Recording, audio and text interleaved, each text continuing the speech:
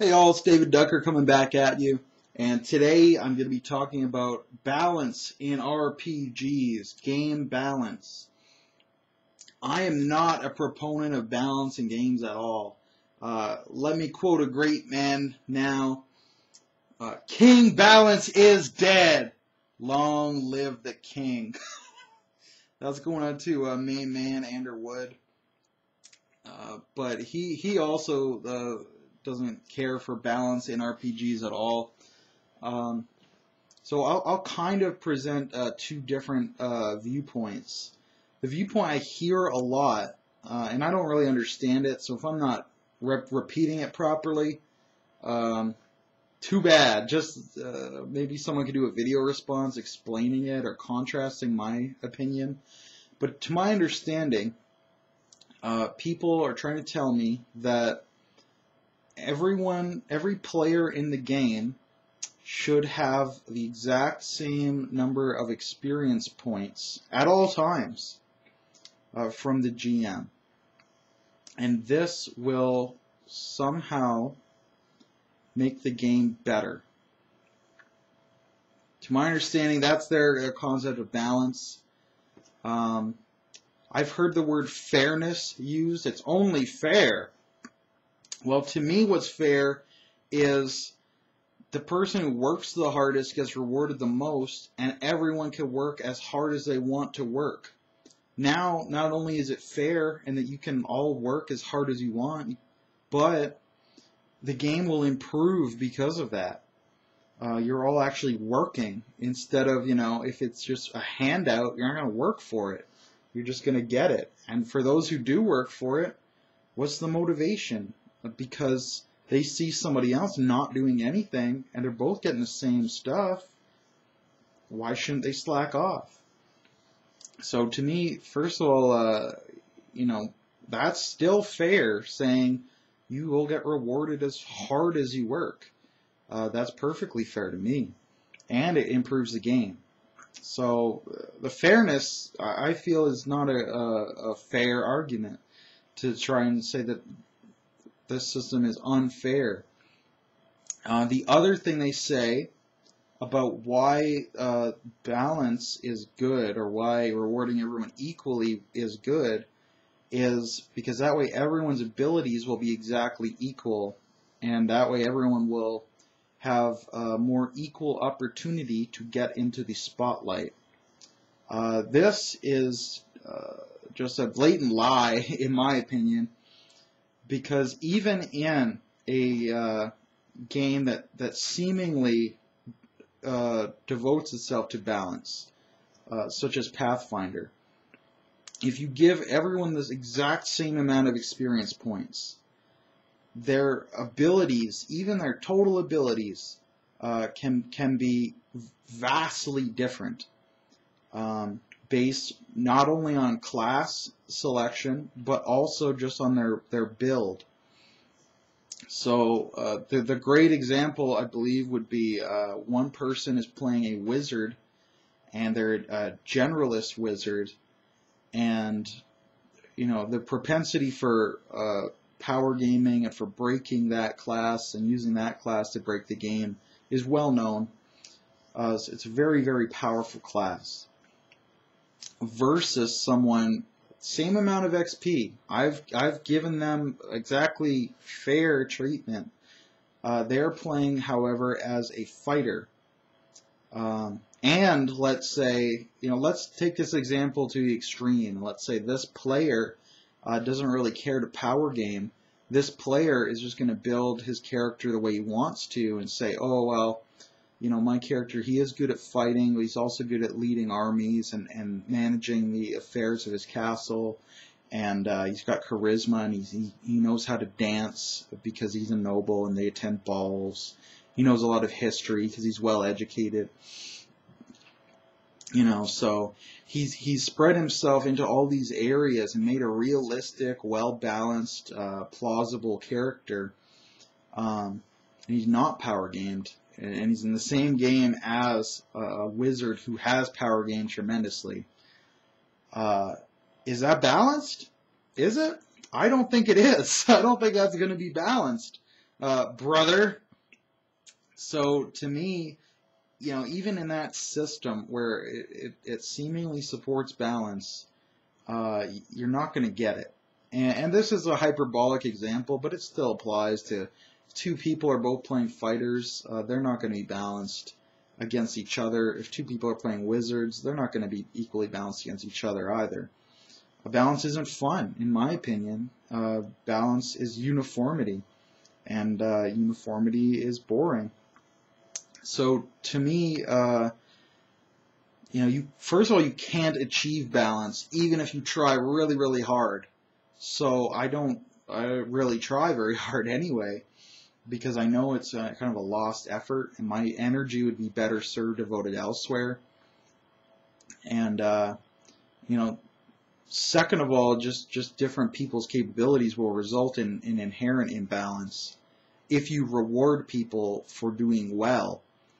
Even if two people come in and they both have great concepts, some of those concepts will merit more experience points than others.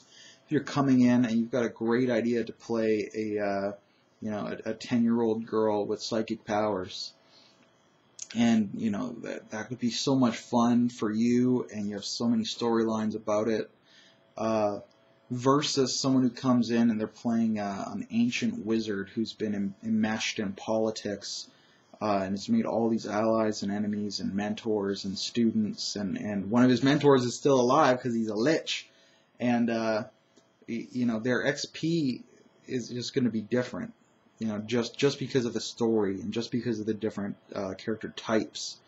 It doesn't mean they're not both working hard, but they're still going to have different results. And that's okay. That's great. And then in game, they're going to be different as well, because maybe the player with that ancient wizard is not as proactive.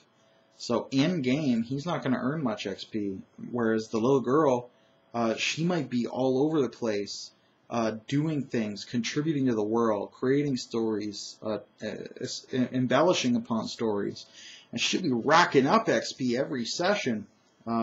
In game, not just in her backstory. So, again, the balance is kind of a lost cause to me. So, I don't know. Those are my thoughts on balance and why it can't exist, even if you try. And if you're trying, you're wasting time that you could be spending on actual fun things. To me, the mechanics aren't usually very fun anyway. So reward people based on their achievement and their effort. That's very important. And you're going to have inherent imbalance because some people care more, and some people work harder. That's just the way it is. And sometimes styles can just be different in that. James has a very passive style, and he writes very minimalistic backstories as well. He's still a grade A player, but his play style doesn't enable him to pick up a whole lot of XP. And that's fine. Versus another character, he's still going to be just as interesting and just as deep as another character. But he will be inherently unbalanced because he plays the game in a different way. And that's cool. I'd love to have different play styles at my table. Because, I've said before, I think I'm a great player, but if you cloned me and had 7 of me sitting down at a table, it wouldn't be as good as if you had 7 unique individuals sitting down at a table. And one of the reasons for that is because balance is boring and imbalance is fun. It's chaotic. It gets the ball rolling and the lightning crackling, the electricity rising. So go in for some unbalance and see where it takes you. A main man actually is famous for when a character dies, he restarts in a first level, and he plays in a Pathfinder style game most often. And this is a game that it's got a tremendous power curve. So if everybody's at level 10, somebody dies, they come back at level 1, like, wow, that's that's a major imbalance. Just because the game itself, the rules are so imbalanced, even though the classes claim to be balanced against each other, but they're not. Like for me, I like the point buy games where if you die and your new character comes in with 0 XP, it's not as big an issue as if you die and you lose class levels. So I guess I could mention that too. Sometimes the balance does come down to game type as well. So me having a point buy game and having a sandbox game, that's going to result in imbalance, but the imbalance is not going to be as severe. Now, because it's point buy, you're maxing out at 10, so even if you max yourself out, you're not that much better than someone who has 1 point or 0 points. Versus, Pathfinder, where you max out at 20, and you have all these modifiers you can apply after the fact. There's more room for imbalance in that game. But it's a class-based system, so you're taking packages of skills instead of individual skills, which pigeonholes you quite a bit in many instances. So in that style of game, if you're running Pathfinder, maybe you would have to modify it slightly, just because it's class-based. Because if I'm running for a year in a point buy, I'll just keep giving out points for a year. It doesn't matter. That's cool. If I'm running for a year in Pathfinder, and everybody hits level 20 after 6 months, that second 6 month period, what are we going to do? And that's not cool. So, and also the fact that level 20 is ridiculous in Pathfinder. I cap my Pathfinder games at 10, and I have to, because it's class-based, spread those 10 levels out throughout a whole year of play. So you're only leveling up like every 5 sessions or something like that, if that. Which, like I said, still results in imbalance, because one guy's a fighter and he doesn't care about power gaming, and one guy's a wizard and he loves the power game. So that's kind of my ramble on balance, why I think it's a flawed concept. Sorry if it is a bit rambly. It's not a topic I'm very interested in, but people ask me about it so often that I thought I would actually make a video, and now I can just direct them to the video. Just go watch the video. That will explain why I think balance is not important. Because it's really not, to me. I've never benefited from saying, oh, we have the same amount of experience points. Yeah, it's never been exciting to me to say that.